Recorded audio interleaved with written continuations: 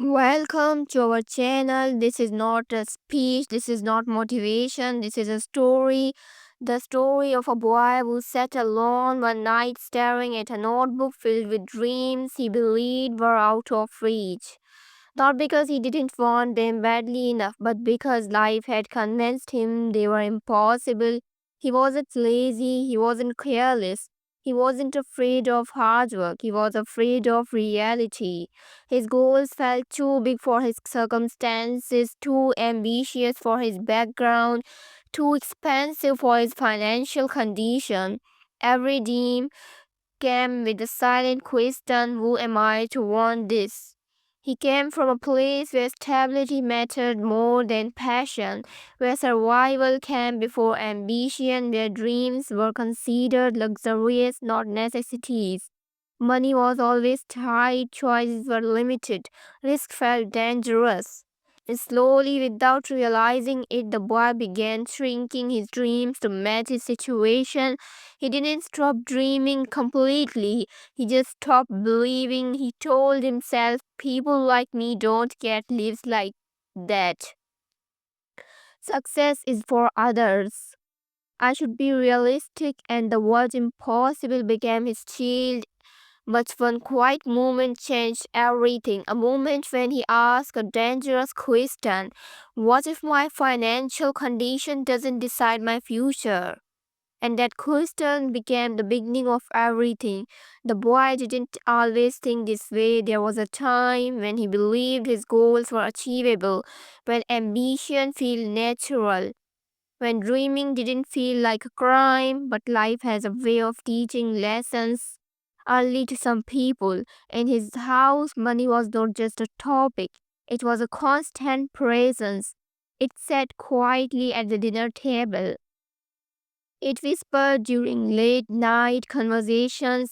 It decided what could and couldn't happen. He watched his parents make sacrifices without complaint. He watched opportunities disappear because they were too expensive. He learned without anyone saying it directly that dreams must fit your financial condition. So when he grew older and began to imagine a different life for himself, fear followed every thought, not fear of hard work, fear of reality. Part 1. The weight he carried. Whenever he thought about his goals, a familiar voice appeared in his mind. You're aiming too high. People like us don't get those lives. Be grateful for what you have. That voice wasn't cruel. It was practical, responsible, protective, and that's what made it dangerous because it slowly convinced him that wanting more was foolish. He started measuring his dreams not by desire but by affordability.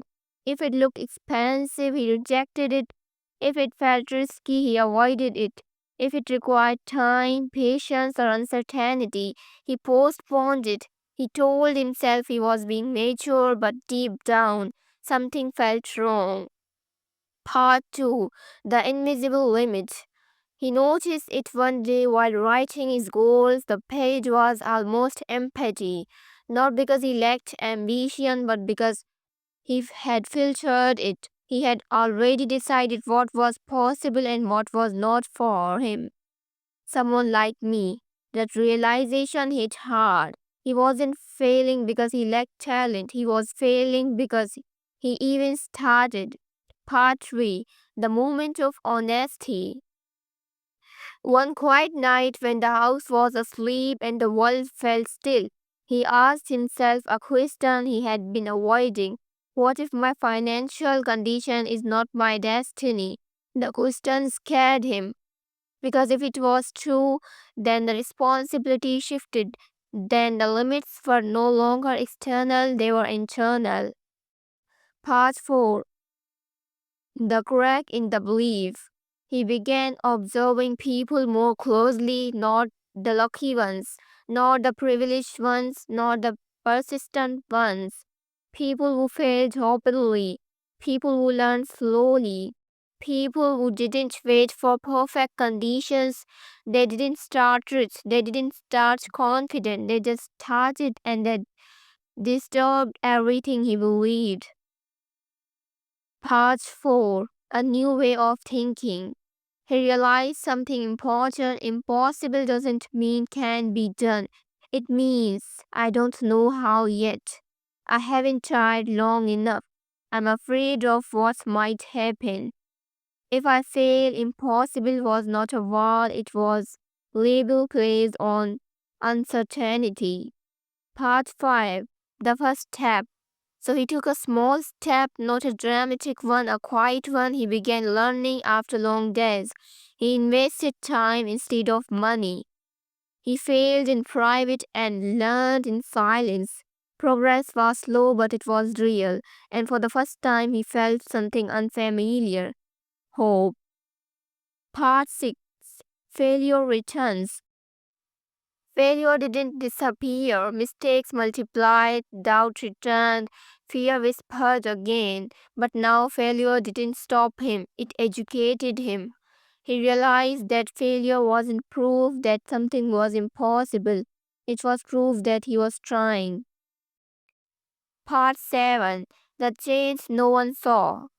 Weeks passed, months passed, nothing on the outside looked different, but inside something had shifted.